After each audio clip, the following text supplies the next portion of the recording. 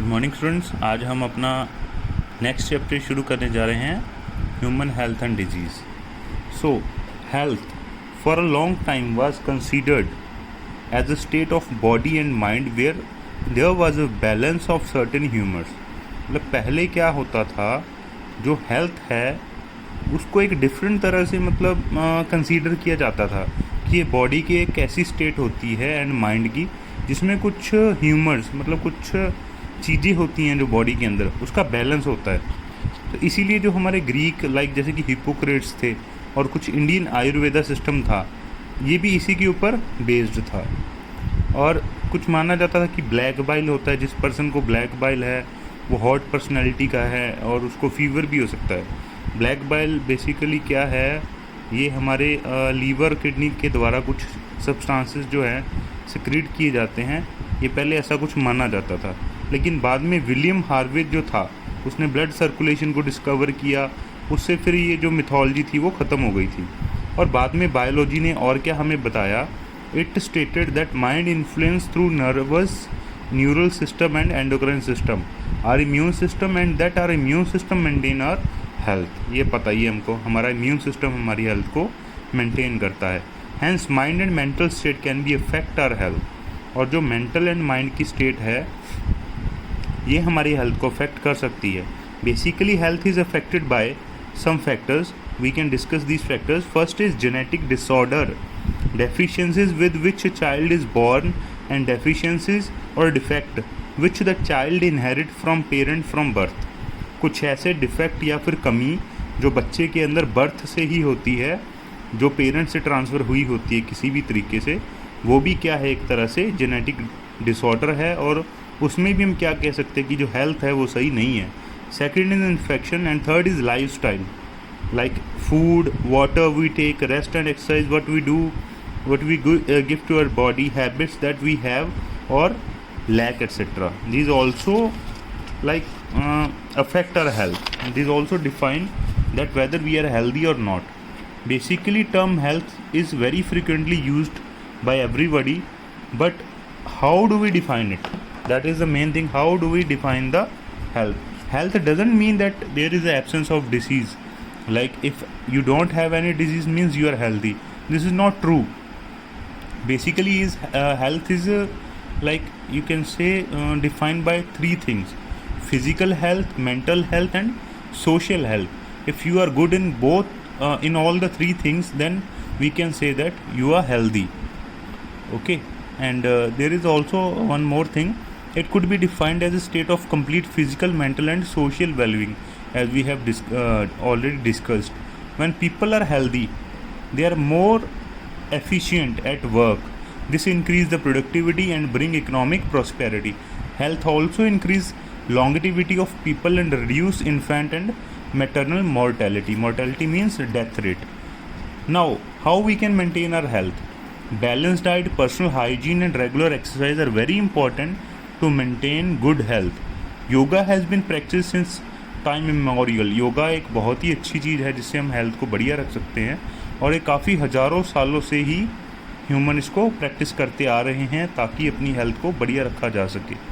और अभी तो कुछ डिज़ीज़ के अगेंस्ट जो अवेयरनेस है वो भी बहुत ज़्यादा हो रही है हमारे सोशल मीडिया के ज़रिए। हमारी जो गवर्नमेंट्स हैं, वर्ल्ड हेल्थ ऑर्गेनाइजेशन है, ये भी बहुत सारे एफ़र्ट्स कर रही है ताकि जो पूरी दुनिया भर के लोग हैं वो हेल्दी रहें।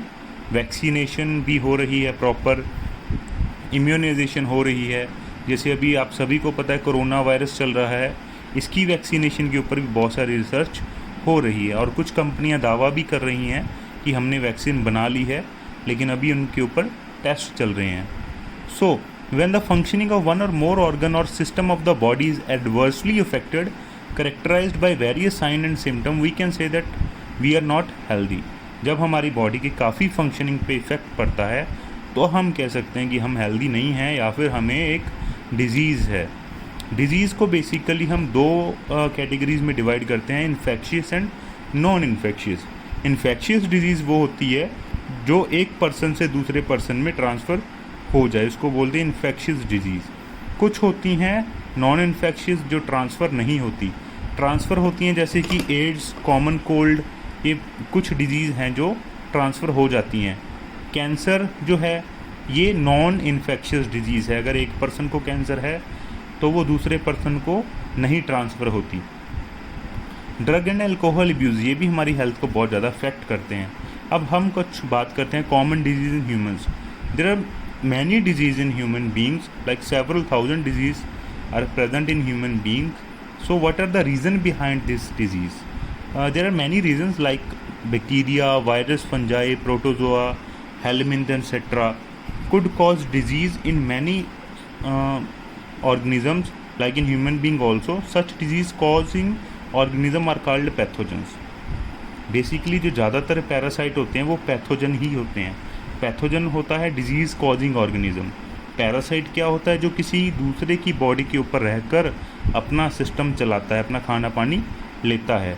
जो पैथोजन होता है हमारी बॉडी के अंदर काफ़ी तरीके से एंटर कर सकता है और हमारी बॉडी के साथ छेड़छाड़ करता है खुद के ज़िंदा रहने के लिए, हमें डैमेज पहुंचाता है। Even it can also cause death of the organism. Pathogen have to adapt to life within the environment of the host. This is very important point you can also note. For example, pathogen that enter the human gut must know a way to survive in the stomach at low pH and resisting the various digestive enzymes. A few representative members from different group of pathogenic organisms are discussed here along with the disease caused by them. यहाँ पे अभी हम कुछ बात करेंगे disease की and उनके द्वारा किन ऑर्गेनिजम्स के द्वारा ये डिजीज़ हमें की जाती है। सबसे पहले ये सैल्मोनेला टाइफी, ये एक पैथोजेनिक बैक्टीरियम है जो हमारे अंदर टाइफाइड की बीमारी करता है। टाइफाइड फीवर ह्यूमन बींग्स को ये देता है। सैल्मोनेला टाइफी ये एक तरह का बैक्टीरियम है।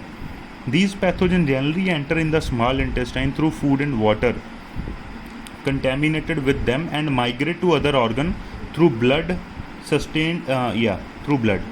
So what are the symptoms? Sustained high fever, weakness, stomach ache, constipation, headache, loss of appetite are some of the common symptom of this disease. Intestinal perforation भी हो जाती है इसके अंदर कई बार। परफोरेशन मतलब छेद, इंटेस्टाइन के अंदर छेद हो जाता है एंड कुछ केसेस में डेथ भी देखने को मिली है। Typhoid fever could be confirmed by a Widal test, इसका एक टेस्ट है, इसके द्वारा कन्फर्म हो जाता है इस बीमारी के बारे में। और इसके अंदर काफ़ी सारी मेडिसिन भी होती हैं अभी तो जिसके द्वारा ठीक हो जाता है।